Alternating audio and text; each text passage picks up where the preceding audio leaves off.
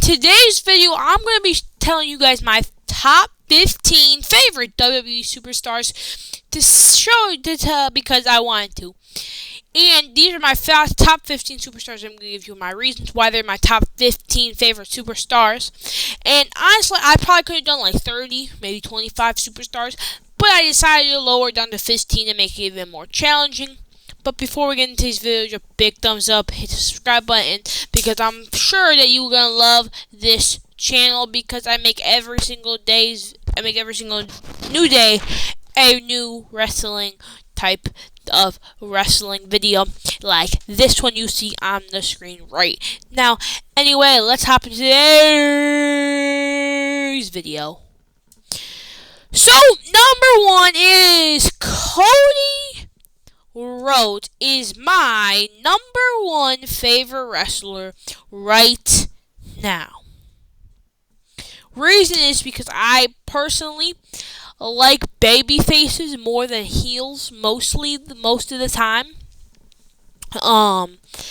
And I like Cody Rhodes' character, and I like him. I've been liking him since I actually think I've been liking him since his return of WrestleMania 38. When he returned as American Nightmare faced Seth Rollins in that whole feud against Seth Rollins in the summer of 2022. Early summer of 2022, I should say. And then I liked his run 2023, 2024. And I love how he had championships for almost a year, over a year at this point. And I feel like he's one of the best superstars, wrestlers that WWE could pick for this be the face of this new era of WWE, and I really think that he's also great in the ring. Like, he's phenomenal in the ring, and there's multiple things. He's good at promos. He's good at actual wrestling in ring stuff. He's good at storytelling. And he's been a good champion for the past whatever. So, and I even did a video a couple months ago, 3 months ago, where I think it was 4 or 5 months ago at this point, where I said I'm gonna be ranking every single one of his title defenses 5 months ago, and 3 months ago, and he don't have a lot. But I probably should add more. I should probably do that video again because he had way more title defenses since last time I did that video. But he's one of my favorite wrestlers and my number 1 favorite wrestler right now, and probably maybe of all time. Maybe. I think he might actually be up there now. I don't know. Next up is Dirty Dominic Mysterio at number 2. Now, this man gets too much hate, bro. He gets too much hate for absolutely no reason at all. And it's always crazy to me how much hate this man gets. Why would you hate on a guy whose dad did not care about him one bit, abandoned him when he was doing his job instead of taking care of his kid? And then let's not forget that he didn't get a Mercedes Benz, he got a BMW. Or was he want to be the BMW? No, he got Mercedes Benz. I forget what he got. It was one of the two. It was either he got a Mercedes Benz or he got a BMW. I forget which it was.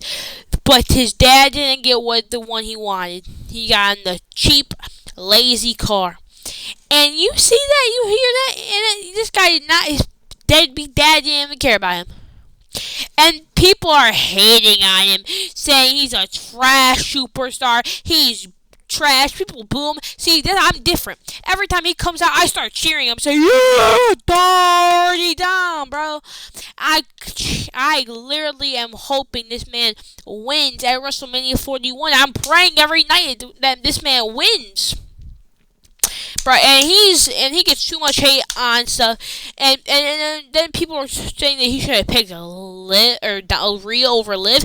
No, Rhea abused him getting in that relationship. Liv used love and kindness to get him in the relationship, and he decided to go with the love and kindness and gives him chicken nuggets and PS5s.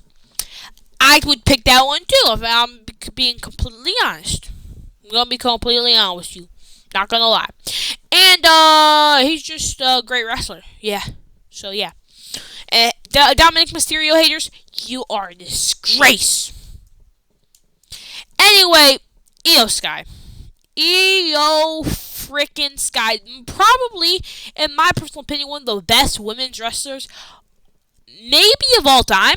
Maybe. Right now, number one greatest, best women's wrestler right now. Probably of all time, because how good she is in the ring. It's just unbelievably how good she is. And now, since she turned babyface, the crowd just loves her. Right? And then she wins the Women's World Championship, even though we all wanted that. But we wanted at WrestleMania against Rhea. But what happened now is she got her facing Rhea and Bianca at Mania for her title. It's just crazy. And that surprise when she won at Raw against Rhea was a beautiful thing. And I think this was good. And I personally, Io is just so good in the ring. She has great charisma. She does crazy faces. And, whoa! And I think it's very easy to get over because she looks like she would be a nice person in real life anyway. And plus, her as champion was going to be great. And this time, after, because I feel like last year nobody really talked about her title reign a lot. Like I feel like she didn't have a lot of defenses for her title reign. Maybe she did, but I just can't remember all of them. And her title reign this time around has been great, even though she barely held it for a month. She's held it for like a good month at this point, like probably like 40 something days long. But I really think that Io Sky is getting the credit she finally deserved. We all kind of knew she was a great wrestler, but this latest run 2025 and late 2024 really showed how good Io Sky was.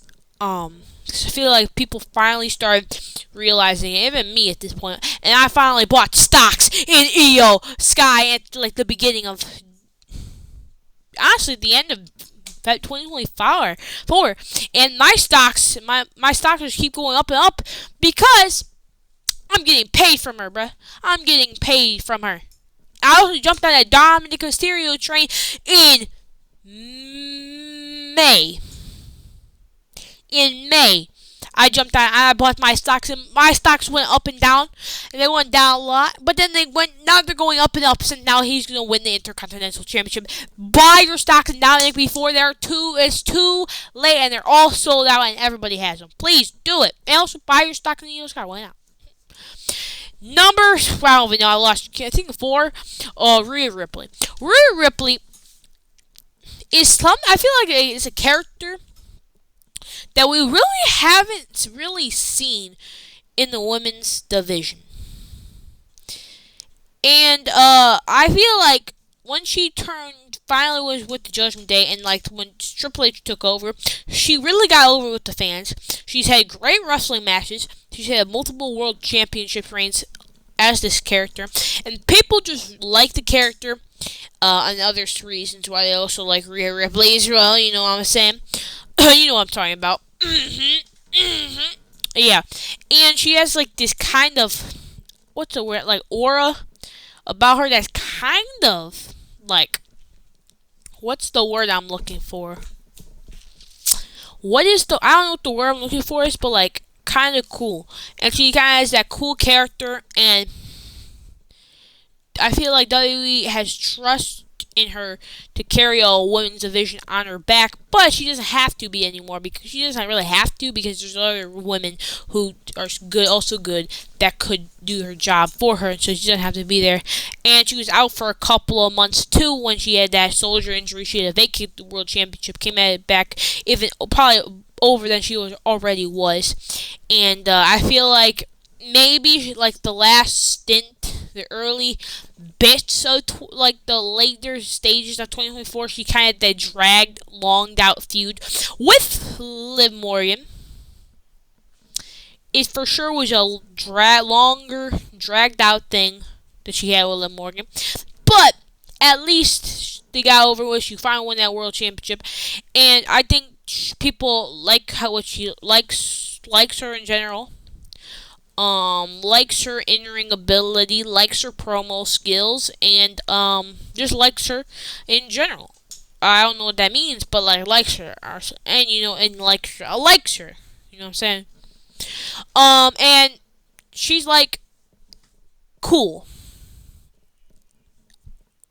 I don't know, but people just like her, and she's one of my favorites because she just exceeds at most things she does, like her and stuff. Yeah. I'm running out of stuff to say. Yeah, I'm running out of stuff to say. But yeah. Next up is our tribal chief, the big dog, Roman Reigns, our OTC. And that's because, first up, he's a great in-ring performer. Has one of the most WrestleMania main events of all. Has the most main WrestleMania main events of all time. And has been world champion multiple times. Has great ones. Had a long 1,316 day reign as Universal Champion until Cody Rhodes ended it. But this tribal chief character can be a heel or a babyface. Which right now it's a babyface and people love it, and he could be doing anything right now and the crowd will cheer him. And he's very good at storytelling. Like, his in-ring ability might not be the greatest thing in the world. People hate it, but you have to give it credit. Well, he also is good in the ring, though. You can't not lie. He has good in-ring work. But you cannot forget that he also is a very good storyteller in the ring as well, because this man has that psychological thing. His faces he makes, the way he sells, the way he has slow pacing in the beginning of his matches, and then we work his way up until the end of the matches, right? And where he starts getting fast paced and stuff like that. And he just is so good at storytelling. Like, when it's slow paced, he takes the holds and he does holds, and he works the crowd a lot. And it's just so good. And he's one of the best wrestlers at doing that. So I really think we should give him more credit where credit is due. And I feel like he's just better when he does it. And now he has the same character, just he gets shared. It literally is that. And without the title. And it's crazy that this is going to be the only year since 2020. That Roman Reigns is now a world champion, which is insane to think about. But it's kind of cool to think about as well. But all those stuff makes him one of my favorite wrestlers, superstars of all time, and right now. Next up is CM Punk, and now there's a little bias because he's from Chicago, but his promo skills are so unbelievably good. He can cook someone on the mic, and obviously people might say, "Oh, he's trash now. He's PG now." Come on, he can't be saying, he's literally saying, cuss words all the time because this is a PG product and stuff. But obviously his in-ring stuff has gotten worse over the past couple of years since he took 10 years off of literally wrestling, and then he got older and slowed down more. But his promo skills are one of the best, and his storytelling is incredible. And what he's doing right now is also incredible with his great storytelling mind and all of that stuff in general. So, and I think he's pretty good in the ring. Like right now, he puts on a good classic. He like that Hell in a Cell, Bad Blood, Strat Match, SummerSlam, War Games, Elimination Chamber, all that stuff. Royal Rumble, all that stuff. It just proves that he still got it. He can still cut the great promos. And what he's doing right now with the Paul Heyman, Roman Reigns, Seth Rollins stuff, it's just all great in my book. And it just shows that CM Punk is one of the greatest of all time, if you ask me. And the crowd literally loves him, even if he's a heel or if he's a babyface. The crowd always is on his side because of how much they love this man of CM Punk. And you have to admit, all the stuff that he's good at or he does is always phenomenal. Like he can make anything look good. Honestly, he could probably take literally a piece of paper and make a good storyline out of it. Like that's how good this man is. So that's just my personal opinion. So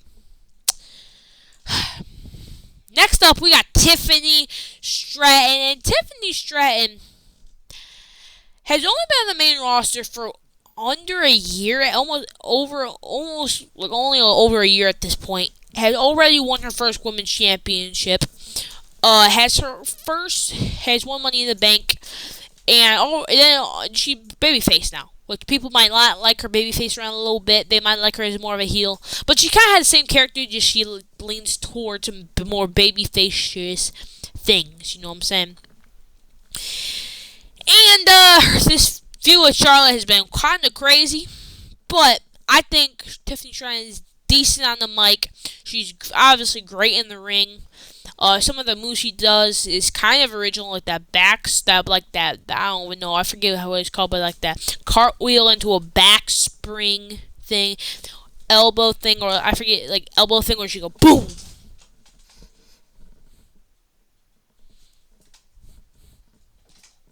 These do not move, by the way. They don't move. that was crazy. But and her moonsault is great. Is really, really great. So, yeah.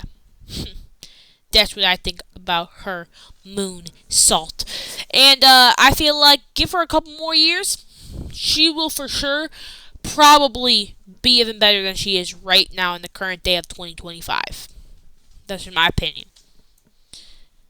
Anyway, Chelsea Green. Now, Chelsea Green, her character is so funny. It's so good. All the stuff she does, except whatever happened on SmackDown yesterday. I don't even know what that was. That was a total mess what just happened on SmackDown. I couldn't tell you what happened. But most of the stuff she does makes stuff great and funny. And even when she returned to 2023 Women's Rumble, she got eliminated in like 2.2 seconds. And that still was one of the greatest things you could ever see. She made that entertaining. The stuff she's been doing with the Secret Herbis and like the Women's United States Championship has been entertaining, and I think she can make really anything entertaining if she really puts her heart and soul into it, and she has been, because WWE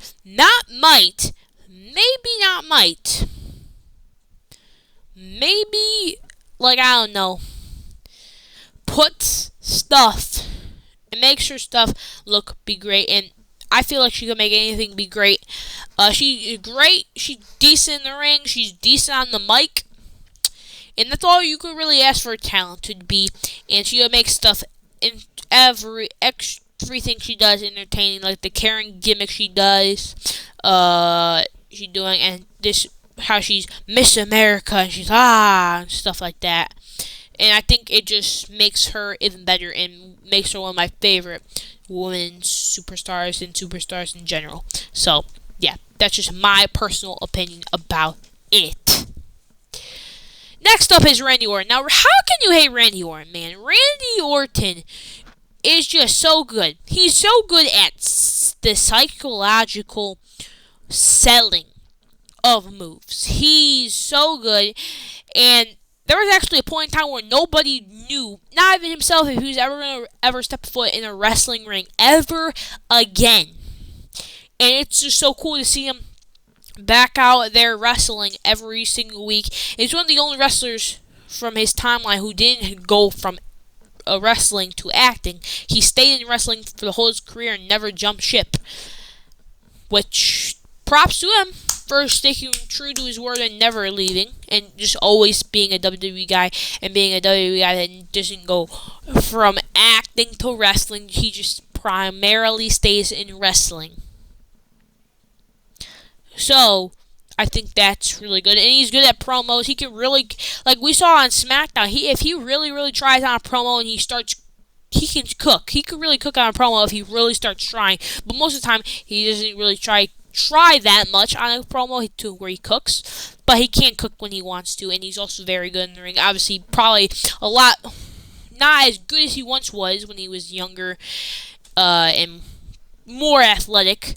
But he's still pretty good for his age. Because he's like what 45, 46, and I mean, he gives everything he has to a match, and yeah.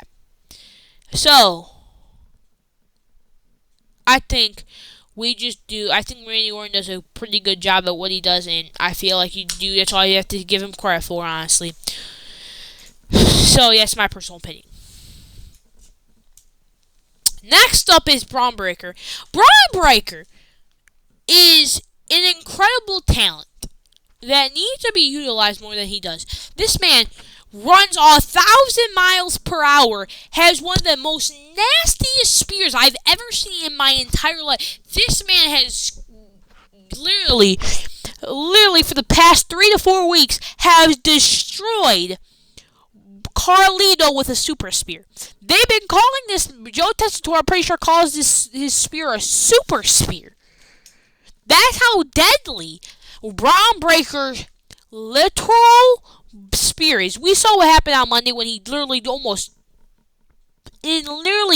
Carlito in half. Carlito sold that extra. He kind of landed on his back and then flipped and was laying face first. That's how deadly that spear was. And don't get me started with how good he is in the ring. He's already kind of over the crowd. He's already has an Intercontinental Championship under his belt, even before a year into his career, a main roster career. And trust me, this man's going to win multiple World Championships, multiple championships in general, multiple Intercontinental Championships, multiple United States Championships, and a Tag Team Championship in there. We don't know who. Maybe with his cousin Brock Steiner. Maybe that was something that you could work out. But I'm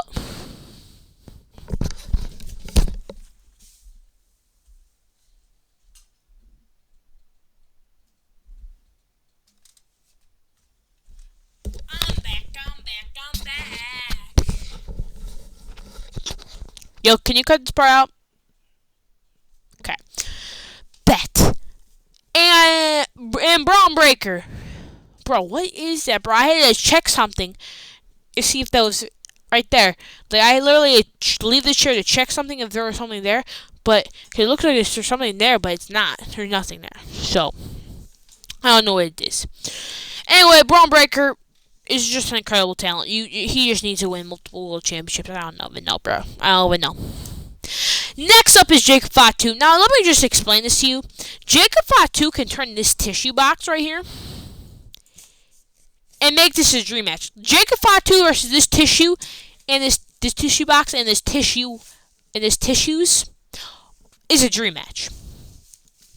Heck, Jacob Fatu versus the Money in the Bank briefcase is a dream match. That's how good this man is. This man could turn anything he does into a dream match.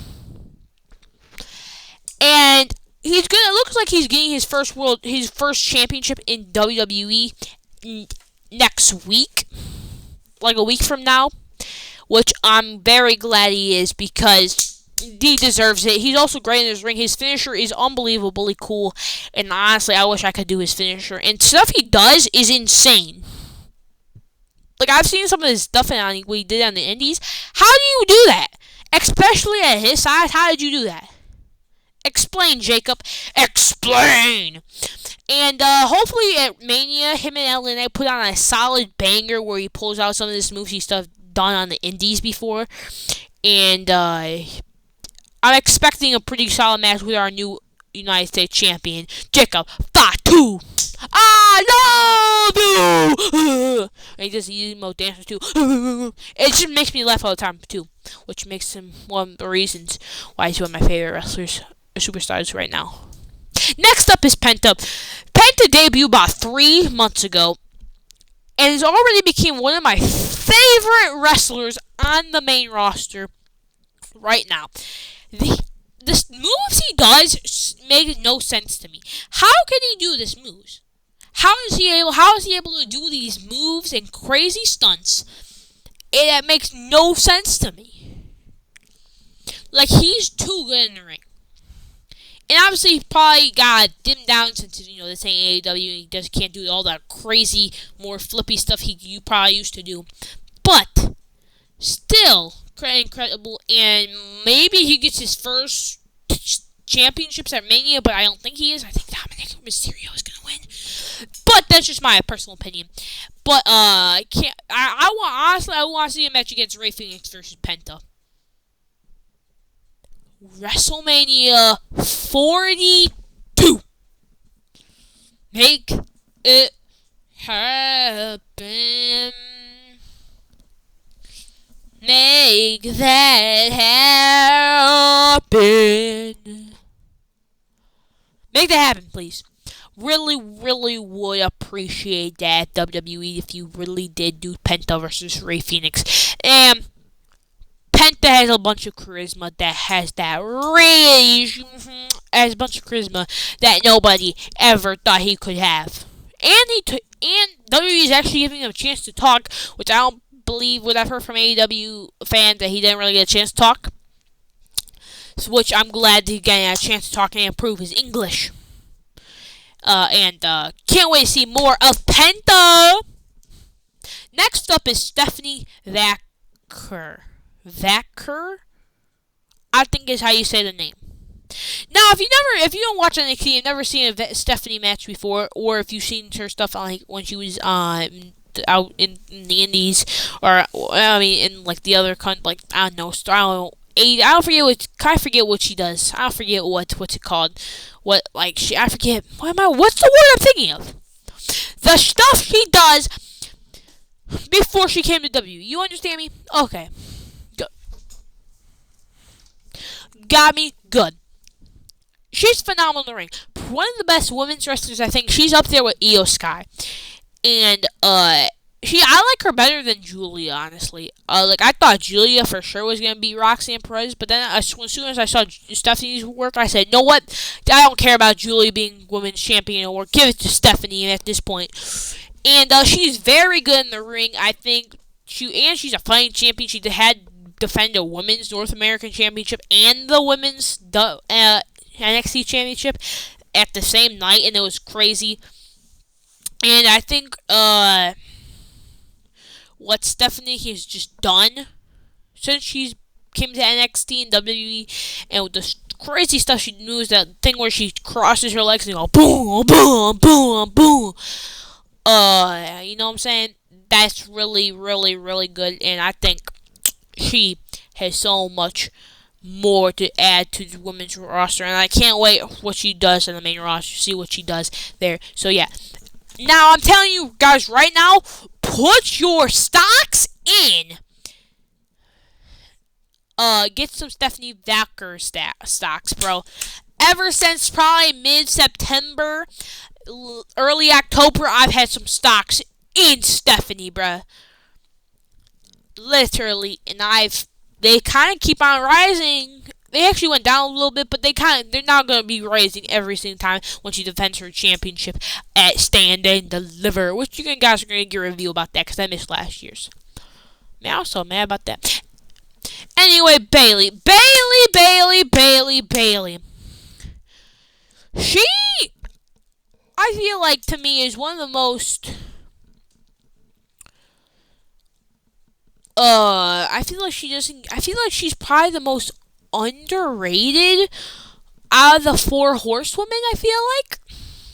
I could be wrong, but I feel like people don't really give her enough credit enough, you know what I'm saying?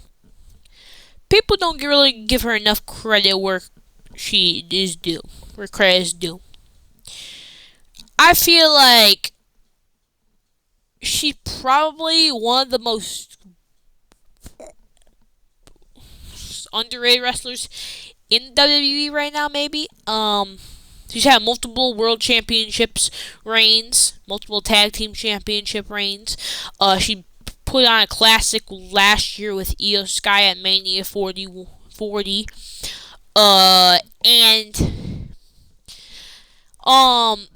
she's just really good at what she does. She's good at cutting promos. She does say idiot well. Her feud with Michael Cole is gonna be a legendary. That feud just should go in the Hall of Fame in general.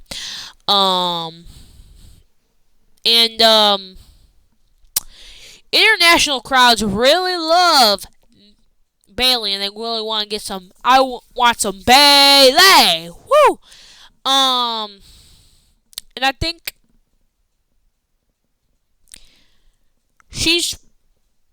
I don't know, honestly. I just know she's very good at in-ring stuff and promo stuff. You idiot! Jey Uso. Yeet. Do I have to say anything more? Yeet. Jey Uso is one of the best over charismatic wrestlers right now. Yeet. Like how Jay's gonna beat Gunther at WrestleMania 41 for the World Heavyweight Championship. Yeet. He came up with a catchphrase with 4 letters, 1 word. Yeet. It's really made the word yeet a really big part of his gimmick. Yeet. And it's very good at cutting promos. Yeet. When he's not using the word yeet. And not just being a one-dimensional character named Yeet. Yeet. Too much yeeting going on over here, fellas.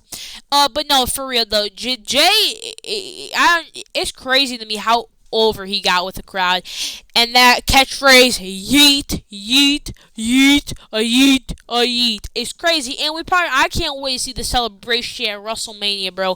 I can't wait to see this dude get on the announce table with the World Heavyweight Championship and be like yeet, yeet, yeet. You know what I'm saying? You know what I'm saying, bro? You know what I'm saying? That would be crazy. Not gonna lie.